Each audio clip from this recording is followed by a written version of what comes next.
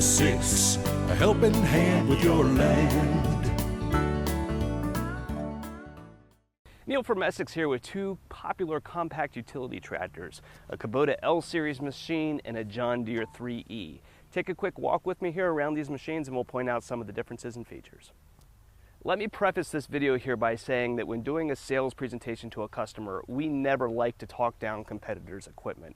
Generally, we feel that our dealership and our products can stand on their own, and we like to be able to sell our own merits rather than talking down somebody else. Unfortunately, we see a lot of customers making decisions based on videos they've seen on YouTube or things on the internet and not really having the opportunity to see products side by side.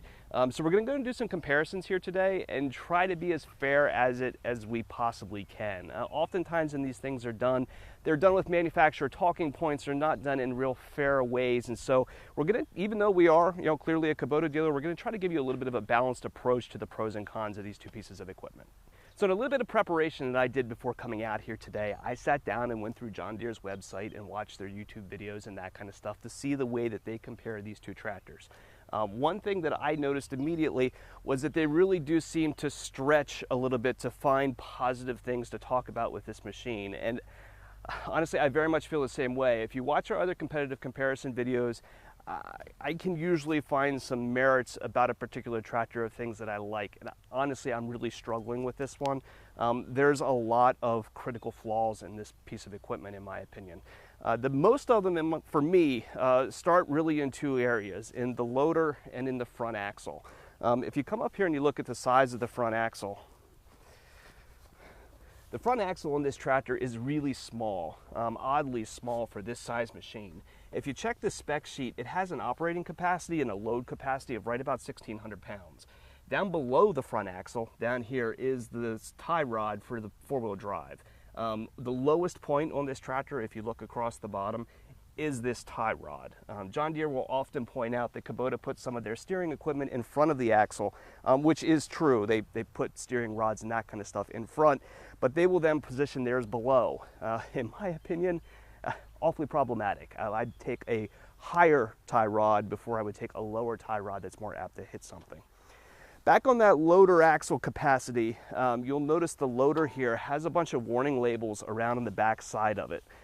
Labels back here specifically saying not to handle round bales and to raise loads with caution. And for me, that's probably going back into that front axle capacity. This loader can lift right about 850 pounds, but if you had, say, a heavy round bale or something out the front that's bouncing, it doesn't take a whole lot to start to overstrain that axle. And this is the size tractor where you start to see some customers get into those applications. A hobby farmer, horse farmer, that kind of stuff will occasionally try to manipulate and move a round bale with a small utility tractor like this. And there are specific warning labels on the back side of the loader telling you not to do that. Another cost-saving measure that you'll find on this loader is the fact that it's not removable from the tractor. I am always impressed by the cool castings that John Deere uses here to support the loader, but this loader doesn't come off the machine. You can't remove the entire thing if you want to take the bulk of it off for a mowing application or something like that. The bucket itself can come off. It doesn't come off, though, the way that we would like to see. On the back side of the bucket down here, there's two clips that you take off to allow the bucket to swing away and come off of the loader. That's fine. It's an inexpensive way to make the bucket easily removable, but unfortunately, it's not a universally accepted standard. If you look at the Kubota version over here, this is a universal skid steer quick coupler that you'll find on about 80% of equipment on the market.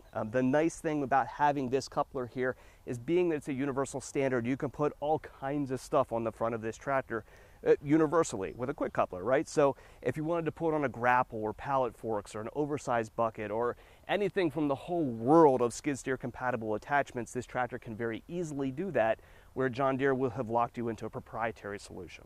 This tractor uses an aluminum transmission. That's not to say that aluminum is necessarily bad. Aluminum can be great in a lot of applications, but in a tractor application, it removes weight, which is something you typically want for ground engagement and those sort of things. You'll notice I haven't made very many comparisons to the Kubota sitting beside the Deere here. And that's because I don't really feel that these two tractors are equals, frankly. This is the tractor that you'll see John Deere compare this machine to. They will compare their 3E series to a Kubota Standard L, which is kind of their utility economy tractor. It is, however, fundamentally a smaller and lighter and less capable machine in a lot of different ways. Kubota makes another product that's a B3350 SU.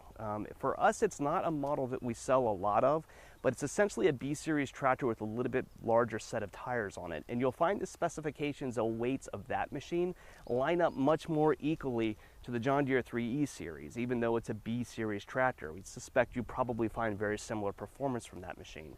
The reason why we don't sell a whole lot of those ourselves is because the cost difference between the 3350 SU and a standard L is very, very small.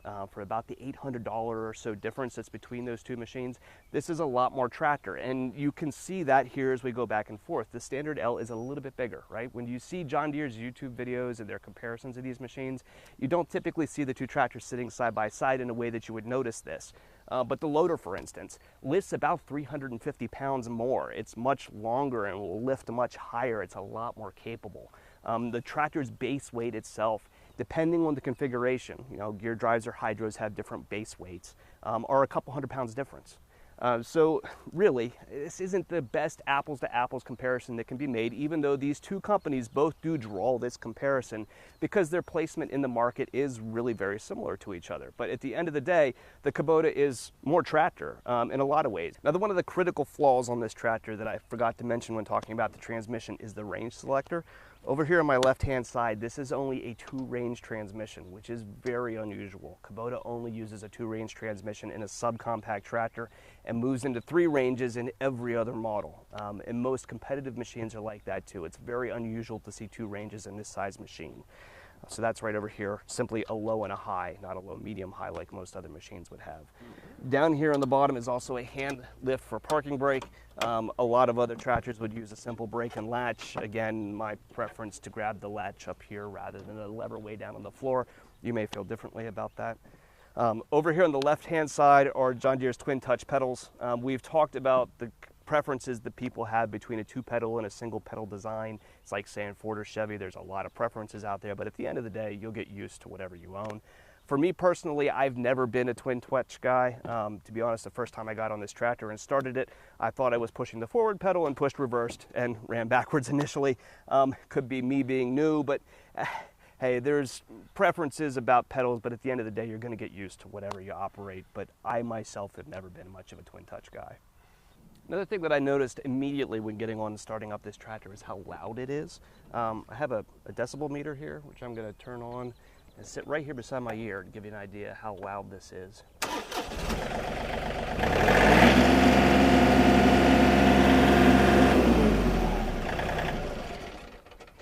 So that topped out at 96.4 decibels.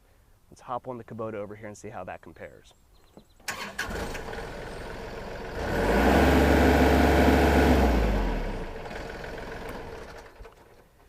90.3.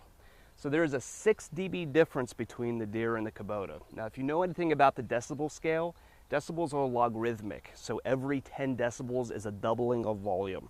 So a 6 dB difference is very significant and very noticeable, and something I immediately picked up on when hopping on the Deere machine.